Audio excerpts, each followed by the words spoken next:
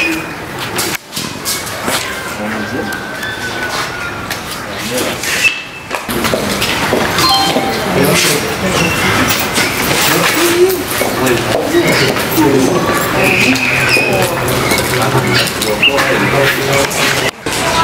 have the Archbishop's Assistant from International Relations, Dr. Canon, Dr. Alison Bafu, and I'm Sadiq Adam. For your goodness to us, we thank you for your mercies that are new every morning.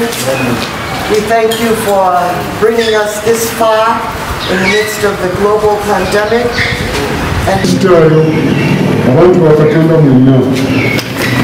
Abamusiza nnyo mu nnyana Mukama waffe Yesu Kristo olw'emikisa gyonna mwe gisibuka. Nga bwe mwategedde eggulo omukulu w'eggwanga yayogedde gye tuli era ne wabaawo n'ekigambo ekikulu eky'okuddamu okuggulawo amasomero era n'ekkanisa abantu okusinziza awamu. Era nga ssaalabirizi njagala okwongera mu kiseera kino okutuusa ensonga zino gye muli. Ekisooka twebaza omukulembeze waffe pulezidenti wa Uganda olw'engeri Mukama gy'amukozesezza mu kiseera kino, naye ate ne minisita ab'ebyobulamu n'akakiiko konna kakola nako okulaba nga waawo okulungamya abantu mu kulwanyisa ekirwadde kino ekya ssennyiga.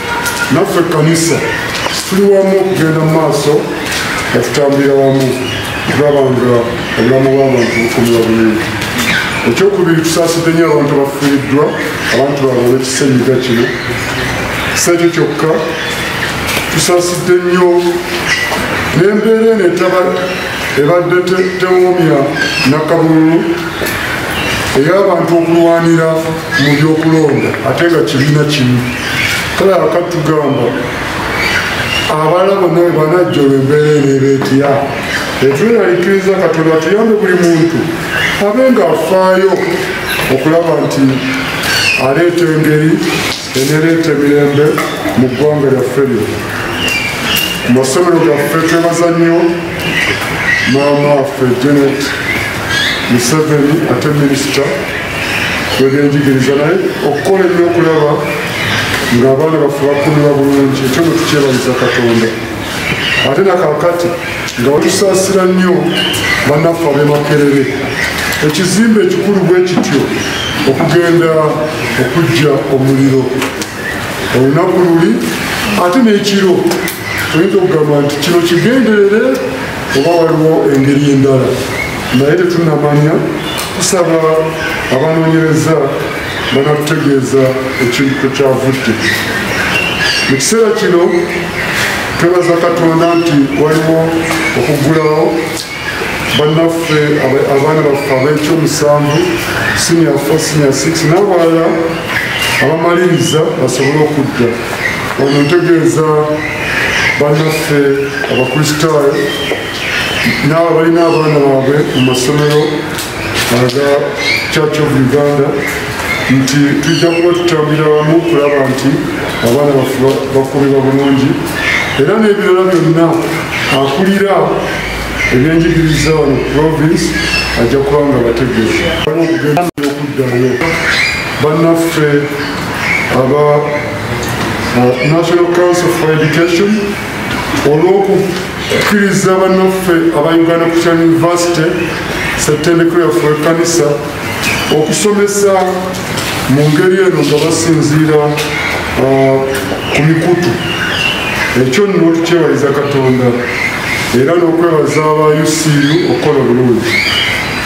Wano nno ng'ekkanisa tutegedde nti wagenda kubaawo okuggulawo abantu batandike okukoma, naye bantu batono, abantu 7 buli kiseera. Naye nno kino tukitumala mu maanyi kuba tulina okutegeera nti ekkanisa n'okuva okulwera yatandikira mu maka ate n'abalala nga bakuŋŋaanye. N'olwekyo tukisaba kigende mu maaso. Bano 7 bajja kubanga bajja okusaba ate era n'abalala nga basabira awaka nga basabira ne mu kkanisa nga bwe tulaba mu bikolwa Sibata 42 mpola mpola tunagenda yoza banagenda bongeza ku nauli okusoma ensabira gavumenti esobole okutunula mu nsonga eno kubanga kati ekkanisa nga Lutikko gy'evunanyizibwa eye Kampala empya oba ne Namirembe ekkanisa enkulu ya Church of Uganda etutwala etuuza abantu 4,000 eye Kampala neeno 12,000 kakati abantu ogira abantu 7 kitegeeza tujja kuba n'okusaba kwa mirundi 57 kale abantu n'abakulembeze bayinza n'okukutuka nga basabisa olunaku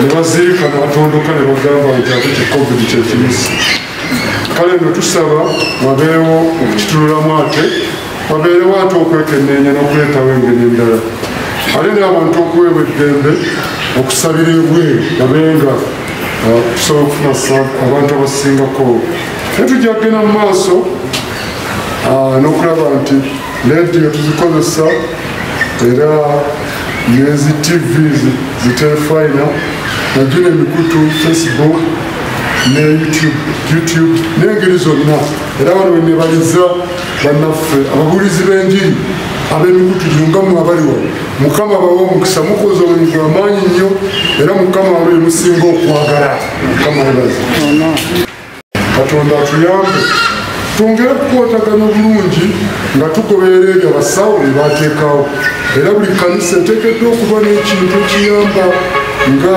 temperature gun eteekeddwa okuba ne sanitizer wamu buli kiseera era nga saavisi nyimpi ate nga zisobola okuggwanamu njagala okubagaliza ekisa kya kitono mu byonna era bano bategeeza nabanyonyi bantu bwe banaggulawo tugenda kubanga tuba n'okwebaza sabbiiti enejja esabbiiti eya Uganda Christian University natwebaza oba UCU naye okwebaza okw'abantu bonna era buli mukama byakoledde ng'ekkanisa yonna tujja kukikola ng'ennaku z'omwezi 4 October ye Sande esooka y'October kale waliwo abamu abadde bagamba nze ebirabo byange byonna mbiterese okutuusa ne baliggulawo kakati mwenna mutwale akavanga taaka mukatwale mu kkanisa nebaze Katonda olunaku olwo mujjukire ebigambo abantu 7 ng'etwalunamiziddwa omukulu w'eggwanga okujja mu kusaba bantu batono naye twebaza abaganda bagamba nyama ntono okayana eri mu nkwawa kale nabo ke bakuwadde akatono kosooka ne webaza nga tonakayanira kinene kubanga bino bikubiwa olwabulamu tujja kubanga tukubiriza buli kanisa ekole ng'embeera y'ekitundu bweri kubanga waliwo mu kyalo ebinga ewaffe essi ebukunja tuyinza okwesanga abantu 7 ekkanisa erimu abantu nga 210 nga bajja kwetaaga saavisi 3 zokka ate ng'ekibuga ngaakati wano All Saints esaavisi abantu 7 bokka kitegeeza ku bantu betulina tujja kubanga twetaaga saavisi 57 mukyalo kino era wano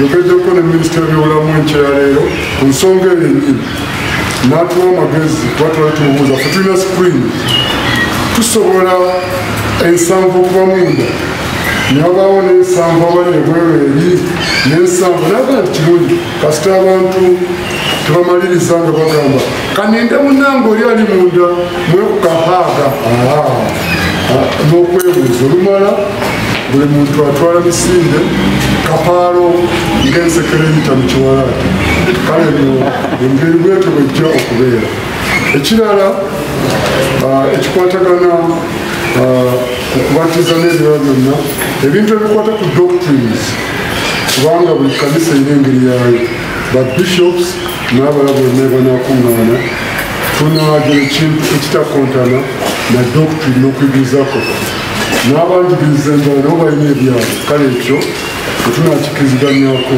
tunaaba omujja kulaba bulabe nga tukikola kituba by'omutwe muntu ki alya n'atayagala mwana waaliye. Kati oli ekigambo kyakti omwana wo ng'asigadde ekyo kikola otya?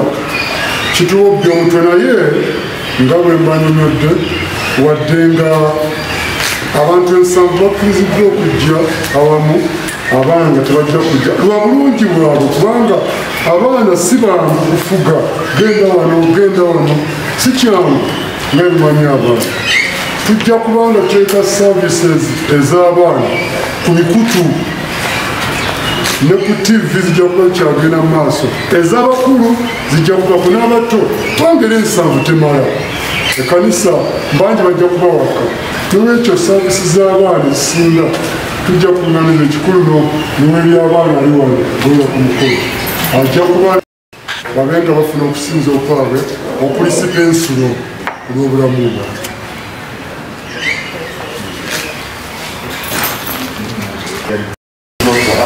Thank you very much. I sincerely appreciate you. If you know deep down in my heart, we love you and appreciate you so much. Thank you very much, and I pray that God will bless you as well. Those very things you desire to have, like relationships, like money, like favors, and those of you who are dating, also to complete it well. But there were also those who are bringing bad news. I pray that these will be heralds of good news in the country. And the blessings of God the Father Almighty, the Son, the Holy Spirit rest upon you now and forevermore. Amen. Ntimujje twebaze Mukama era tuyimbire Mukama.